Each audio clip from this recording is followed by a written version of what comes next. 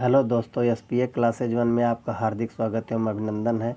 आप देख रहे हैं कि यहाँ पर आज हम रीजनिंग बताने की कोशिश कर रहे हैं। आप हमारे क्लास को देखिए यहाँ लिखा हुआ कक्षा में पहला क्वेश्चन है।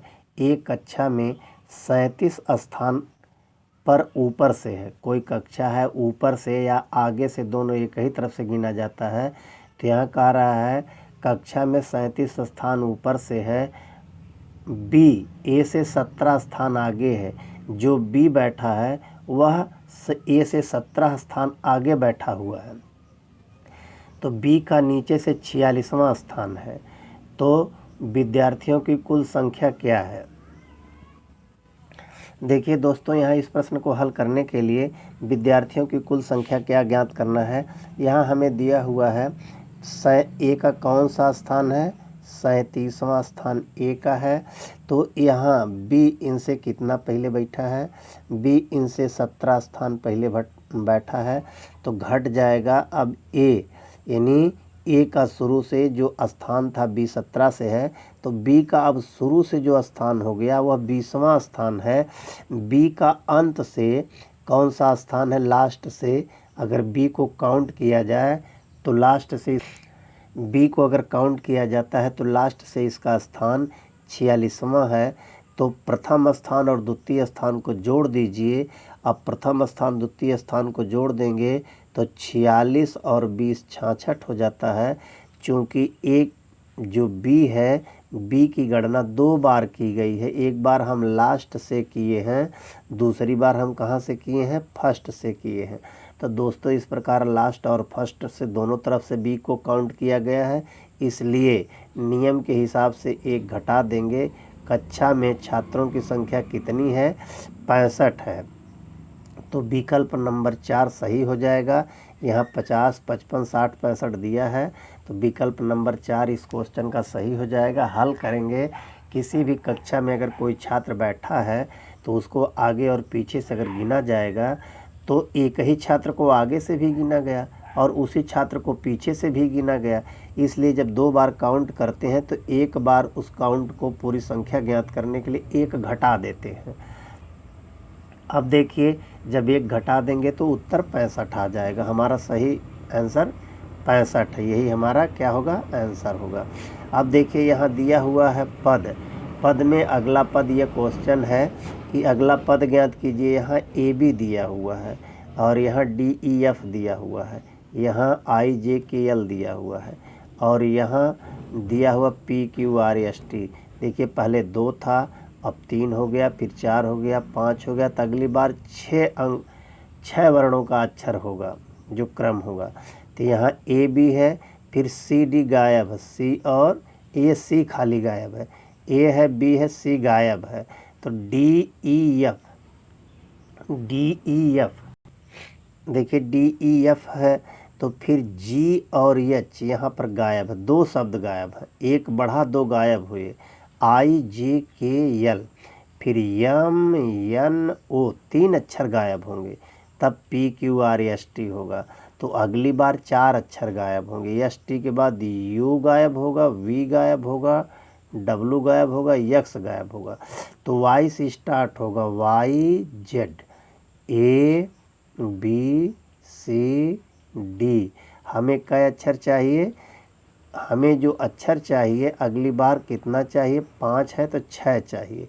तो Y Z A B C D, तो Y Z A B C D यही हमारा विकल्प बच्चों सही होगा पहला। और ये सब विकल्प जो दिया हुआ है वह सही नहीं है, वह गलत विकल्प है।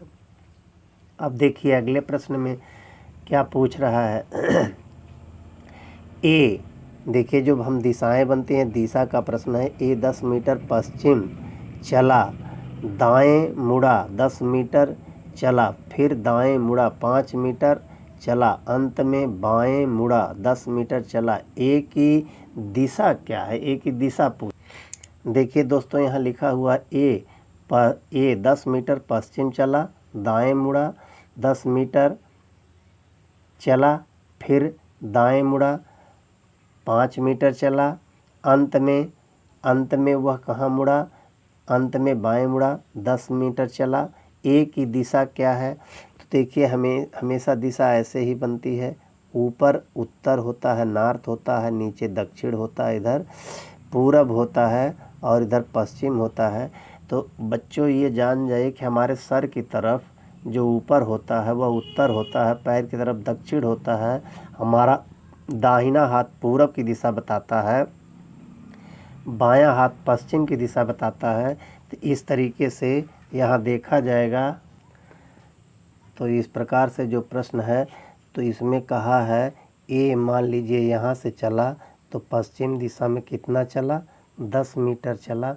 10 मीटर चलने के बाद अब ये किधर मुड़ रहा? दाएं। जो इसका दाएं है इधर उत्तर की तरफ हो जाएगा। तो दाएं मुड़ा, 10 मीटर चला, फिर दाएं मुड़ा, 5 मीटर चला। अब यहाँ आ गया 5 मीटर पर। अब यहाँ आ गया 5 मीटर पर, फिर कहा रहा अंत में वह बाएं मुड़ा। अब देखिए दाएं मुड़ा तो दायां इसका नीचे है और बायां ऊपर है। तो ये 5 मीटर किधर मुड़ा? अंत में बाएं मुड़ा। अब इसका मुख पूछ रहा है 10 मीटर चलने के बाद ए की दिशा क्या है? तो पूरब, पश्चिम, उत्तर, दक्षिण चारों दिशाओं को दिया हुआ है। तो दोस्तों दिशा मालूम हो गई उसकी किधर है? उसकी दिशा उत्तर तरफ है। तो उत्तर तरफ वाला प्रश्न ही सही होगा विकल्प आपका। अब देखिए अगला क्वेश्चन है, कौन इसमें से अलग है? यहाँ त्रिभुज है, यहाँ वर्ग है और यहाँ पंचभुज है, यहाँ वृत्त है। तो इसमें जो अलग छांटना है, देखिए सब में कोण लगे हुए हैं, वृत्त में कोई कोण नहीं है। बनाने में ये ओवर राइटिंग हो गई है गोला, लेकिन लिखा हुआ है सब में, इस वजह से आप लोग पहचान जाएंगे। अब यहाँ दिया हुआ है, इनमें भी अलग छांटना है। ये डायग्राम बनाना है। यहाँ देखिए लिखा हुआ डायग्राम बनाने के लिए शेर है, बकरी है, जानवर है। तो दोस्तों जानवर के अंतर्गत शेर भी आता है और बकरी भी आता है। तो यहाँ तीनों अलग अलग विकल्प बना हुआ है, या नहीं हो सकता है। तो यहाँ पर देखिए यहाँ पर 2 गोला एक में बना है, जानवर बकरी हो सकता है, शेर अलग है, यह भी गलत है। तो शेर और बकरी, शेर और बकरी, जानवर, शेर बकरी जानवर जो दिया हुआ है यहाँ तीनों एक ही में दिया हुआ। शेर जानवर में तो आ सकता, शेर के अंतर्गत बकरी नहीं आ सकती, ये भी गलत है। और यहाँ देखिए छल्ला बनाकर तीनों को फंसाया है, ये भी गलत है। यहाँ विकल्प कोई भी नहीं सही है, हम इसका बता दे रहे हैं इसका डायग्राम क्या होगा। देखिए ये जानवर है, जानवर के अंतर्गत एक शेर हो सकता है और एक बकरी हो सकती है। तो ऐसा विकल्प बनाया ही नहीं है, बनाने में हो सकता है त्रुटि हो गई हो या ध्यान नहीं आया हो। तो यही डायग्राम आपका सही होगा। तो वहाँ पर भी विकल्प मिलेंगे, जो ऐसा विकल्प मिलेगा जानवर वाला वो ऐसे ही लगा दीजिएगा। अब देखिए अगला क्वेश्चन आपका है, यहाँ पर तापमान है अनुपाते थर्मामीटर है और आर्द्रता है अनुपाते क्या है? तो इसको चेक करना है। तो देखिए दोस्तों यहाँ दिया हुआ है तापमान, तापमान को थर्मोमीटर से मापा जाता है, इसका एक संबंध है। आर्द्रता को किससे मापा जाता है? आर्द्रता को यहाँ नैनोमीटर दिया है, सीस्मोमीटर दिया है, हाइग्रोमीटर दिया है, आस्मोमीटर दिया है। तो हाइग्रोमीटर वाला विकल्प आपका सही हो जाएगा। ये जनरल नॉलेज और रीजनिंग दोनों में दिया हुआ है, जिससे जनरल नॉलेज जिसका मजबूत है वह अपना इसको हल कर सकता है। अब देखिए अगला क्वेश्चन यहाँ दिया है LITMUS बराबर क्या है? SMITIUTL है कुल मिलाकर। तो देखिए यहाँ दिया हुआ है, तो इसको बदला है। तो यस को सबसे पहले कर दिया है, फिर उसके बाद एक छोड़ के यम लगा दिया है, फिर यहाँ एक छोड़ के यम लगा दिया है, फिर देखिए आई को लिखा है, आई के बाद यू लिखा है, यहाँ एक के बाद दूसरा लिखा, फिर यहाँ से दूसरे के बाद चौथा लिखा है। अब अगली बार देखिए यह टी लिखा है, टी के साथ यल, इनको ऐसे जोड़ा बनाया है। यहाँ INDIGO लिखा है, तो देखिए जी है, जी के साथ आई को जोड़ दिया है, यानी दूसरा शब्द इसके साथ ओ के बाद आई जोड़ दिया है। अब देखिए यहाँ पर फिर यन जोड़ा है, यन के बाद जी जोड़ा है, तो यन के बाद जी जोड़ा है, इनको जोड़ दिया। अब डी के बाद आई जोड़ दिया है। तो इस तरीके से बनाया है।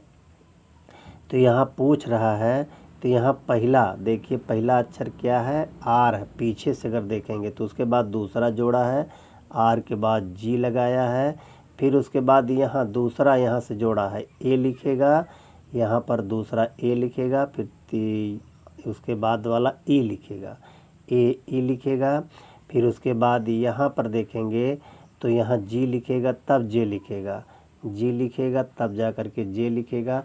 तो यही होगा आर जी ए ई जी जे। तो यहाँ कोई विकल्प देख रहा है, दिखाई दे रहा है चारों विकल्पों में से आर जी ए ई जी जे, यही दूसरा विकल्प सही है। इसी तरीके से ऐसे प्रश्नों को कोडिंग डिकोडिंग के अंतर्गत लगाया जाता है। अब देखिए यहाँ पर दिया हुआ असंगत छांटना है, कौन इसमें से भिन्न है। तो देखिए यह भी एक वर्ग है, यह भी एक वर्ग है, और ये भी कोई वर्ग नहीं, ये भी कोई वर्ग नहीं, यहाँ भी कोई वर्ग नहीं। तो इसमें से असंगत छांटना है, कौन सा असंगत है, तो असंगत को ही छांटना है।